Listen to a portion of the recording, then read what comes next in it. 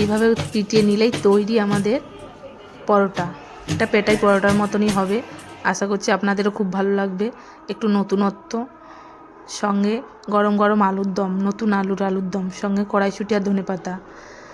পরোটার লেচিগুলো রেডি। চলো আমি কীভাবে সে করলাম।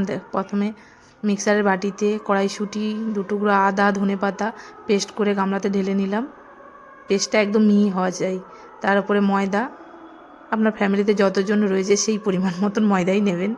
সঙ্গে সাদা তেল, চিনি আর নুন, যেটা ময়মে লাগে, পুরো ভালো করে মিশিয়ে নেব কড়াইশুঁটির পেস্টের সঙ্গে। তারপর পরিমাণ মতন উষ্ণ গরম জল দিয়ে ডোটা মেখে আধা ঘন্টা রেখে দেবো। আধা ঘন্টা পরে আসবো। আধা ঘন্টা পরে এসে লেচি কেটে পরোটাটা এভাবে বেলে নেব। আজকে করব চৌকো পরোটা। ওপর থেকে ময়দা গুঁড়ি দিয়ে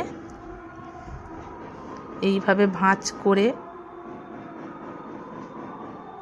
পরোটার লেচিটা রেডি করে নেব। এটা একটু করতে টাইম লাগবে, কিন্তু খেতে খুবই ভালো লাগবে। আমার তো ভালো লেগেছে, খুবই ভালো লাগবে। আর এই তেল দিয়েই আমি ভাজবো। এইভাবে একটা একটা করে লেচিগুলো রেডি করে নিলাম। এই তেল দিয়েই বেলবো।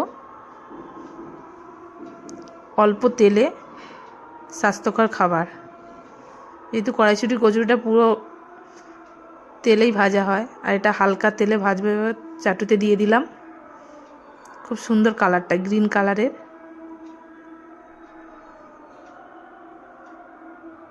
একটা একটা করে বেলে নেব। দেখো আমার পরোটাটা কত সুন্দর, বেশি তেলও দিতে লাগছে না। একা একা করছি, বড় সে একটু সাহায্য করে দিচ্ছে, বলছে তুমি বেলো, আমি ভেজে দিচ্ছি। পরোটা এরমভাবে পিটিয়ে নিলেই পেটাই পরোটার মতন হয়ে যাবে। সঙ্গে গরম গরম আলুর দম পুরো জমে যাবে। কড়াই বসিয়ে তেল দিয়ে আলুগুলো ফার্স্ট ভেজে নেব। নতুন আলুর দম। নতুন আলু উঠলেই প্রত্যেক বাড়িতেই আলুর দম হবেই। নুন দিয়ে আলুগুলো ভেজে নেব।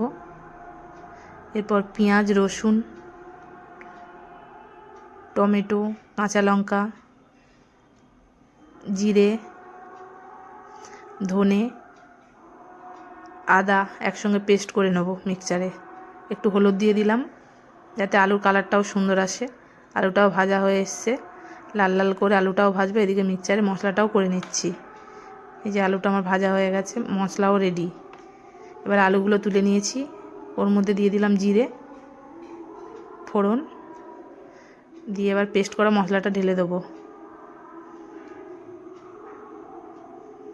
মশলার মধ্যে হলুদ, পরিমাণ মতন লঙ্কা, ঝাল স্বাদ অনুযায়ী, লঙ্কা ঝাল অনুযায়ী দিয়ে, যেহেতু শীতকাল কড়াইশুঁটি তো একটু দিতেই লাগে। আলুর দম হবে, কড়াইশুঁটি পড়বে না তা হয়? কড়াইশুঁটি দিয়ে দিলাম। দিয়ে ভালো করে মশলাটা কষিয়ে নিয়েছি। এরপর আলুগুলো দিয়ে নেড়ে চেড়ে জল ঢেলে দেবো। এখানে আমি উষ্ণ গরম জলই দিয়েছি যাতে আমার তাড়াতাড়ি তরকারিটা হয়ে যায়। এবার দিয়ে দিলাম জল। ফুটে এসছে। ওপর থেকে ধনেপাতা দিয়ে নেড়ে চেড়ে নামিয়ে নিলেই আমাদের তৈরি কড়াইশুঁটির পরোটা আর কড়াইশুঁটি দিয়ে নতুন আলুর দম। আশা করছি সবার খুব ভালো লাগবে, একবার ট্রাই করে দেখতে পারো।